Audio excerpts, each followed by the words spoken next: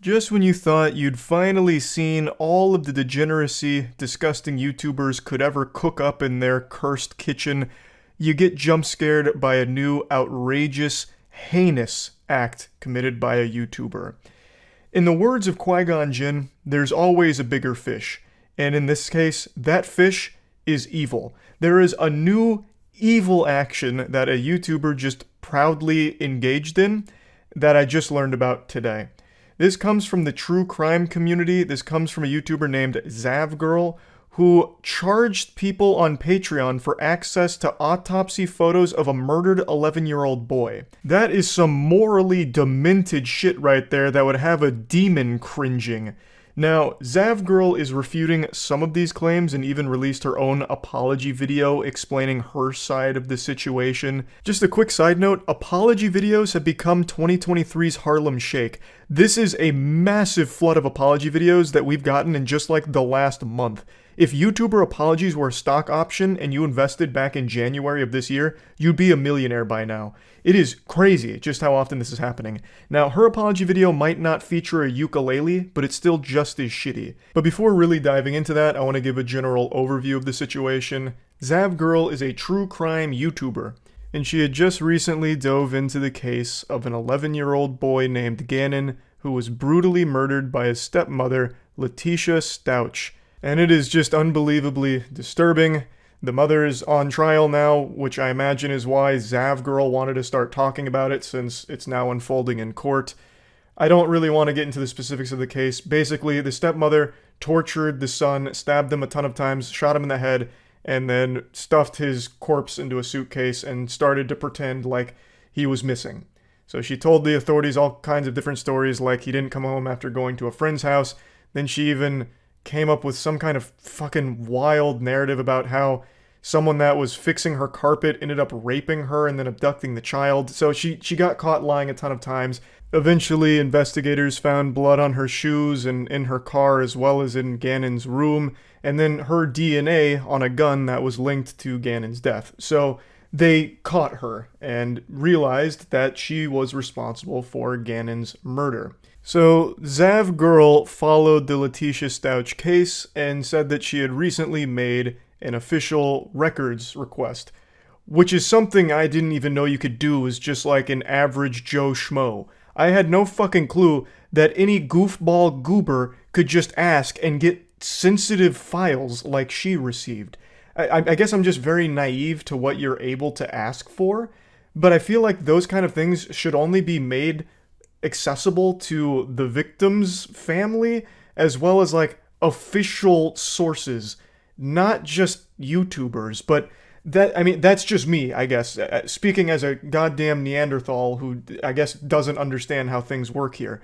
That was surprising, but she said that she had made an official records request and then received all of these documents, which she posted on her Patreon. I'll go ahead and play this clip from her apology video where she tries to explain that this is a little misleading. She wasn't just charging for autopsy photos, she was actually charging for everything, which included autopsy photos. I have followed the Letitia Stout case closely, and it was actually during the trial that I made the official records request. And it was in El Paso County, Colorado. I requested all the video, audio, and written records. I made no request for autopsy photos. I wanted all trial records, but my main interests were interviews with Letitia. The autopsy photos just happened to be in the files. Not exactly the slam dunk you think it is here. You still did charge for all of this sensitive information, which does include the autopsy photographs, as you mentioned. I'll be extremely charitable here. I'll really throw you a bone and assume you're telling the truth that you didn't specifically seek out autopsy photos.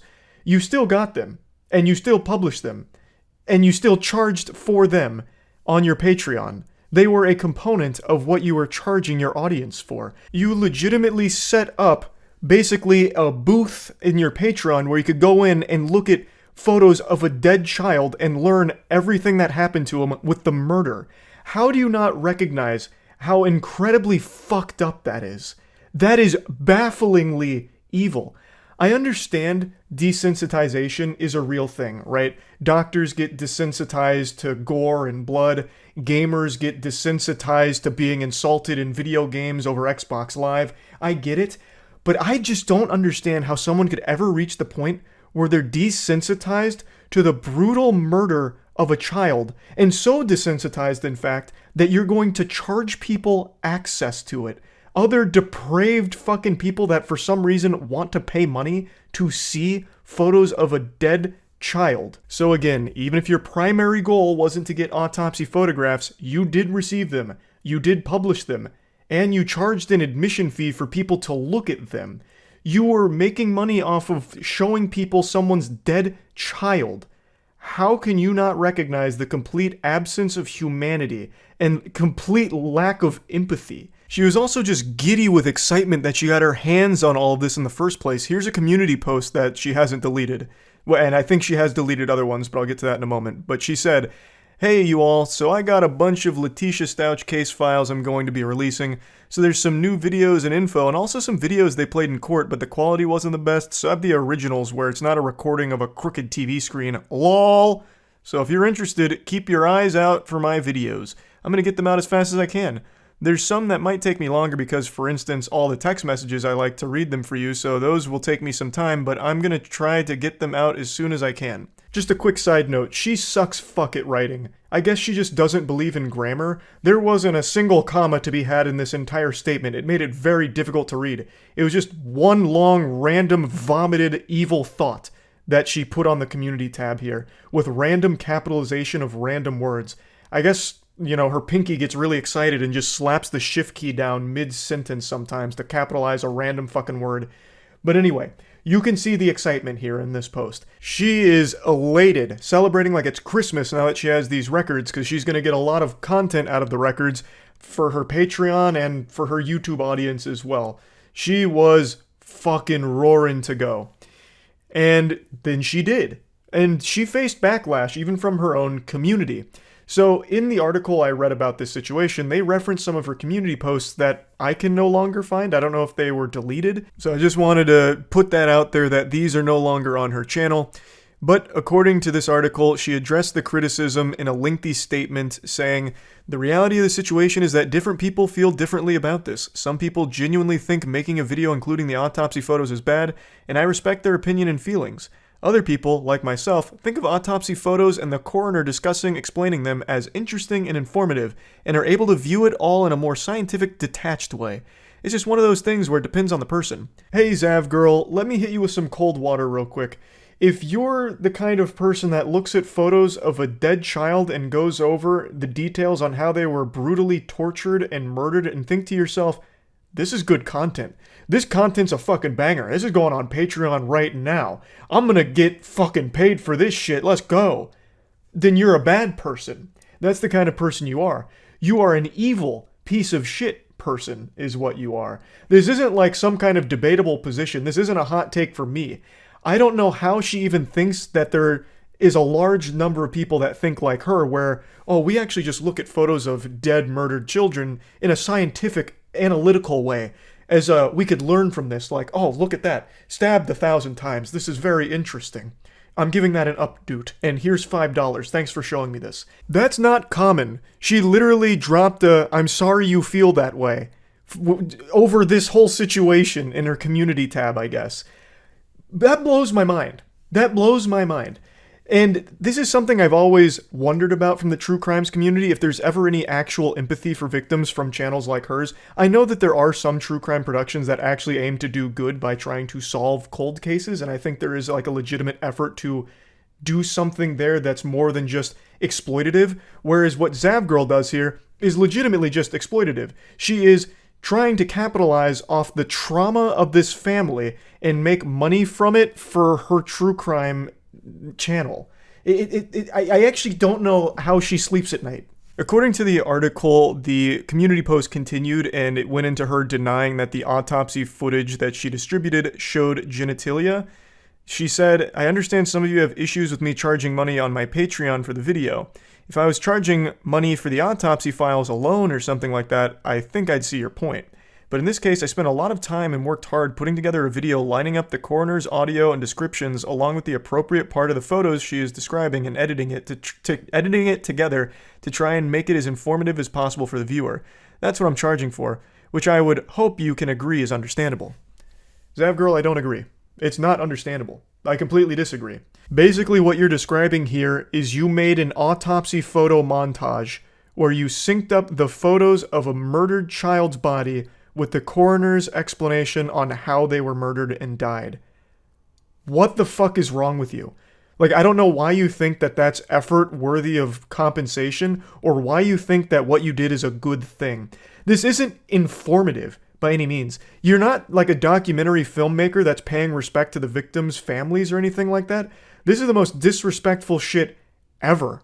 Like this is beyond reprehensible. If you were aiming to create an informative video about the situation, why do you need the photos to accompany it? You could just have the coroner's explanation of it. You don't need the photos there. Clearly the reason you had them there is because you knew people would maybe pay for morbid curiosity to see a murdered child because there are some sick fucks in the world.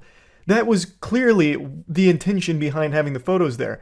Like, there's no other argument you can make for it because, again, if you wanted to just make a piece of content that was supposed to outline the horrors of this case, you could do that without showcasing the child's body.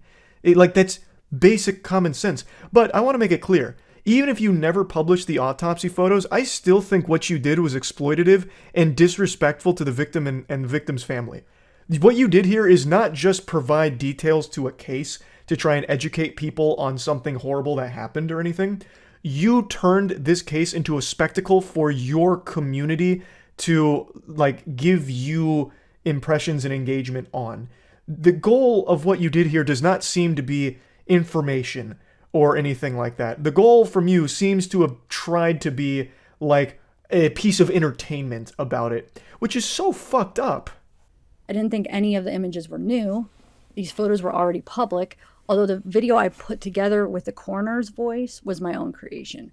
I chose to put the video on Patreon because of the sensitive nature of the evidence. Putting the evidence behind a paywall meant added security, and I naively thought they wouldn't be made public. Well, that was certainly a dumb thing to listen to. Putting it on Patreon is still making the information public. You took private information and you published it on Patreon. A paywall does not mean that it's still private. It is easily accessible to anyone that wants to fork over a few doubloons to access it. Thus, the information is no longer private. The video I created with a voice from the coroner wasn't meant to be shared outside of Patreon, and I chose not to put the photos on YouTube, a public forum, where the views would have allowed me to make more money, and the photos would be seen by more people. Wow, you're such a saint. What an angel. She took a pay cut by only posting the murdered child autopsy photos on Patreon behind a paywall there, instead of posting it on YouTube, which I don't think you could even do on YouTube to begin with. What the fuck? What are you talking about here? Because the video was placed behind a paywall, rumors about the images not being blurred or being different than what was shown in trial started to surface.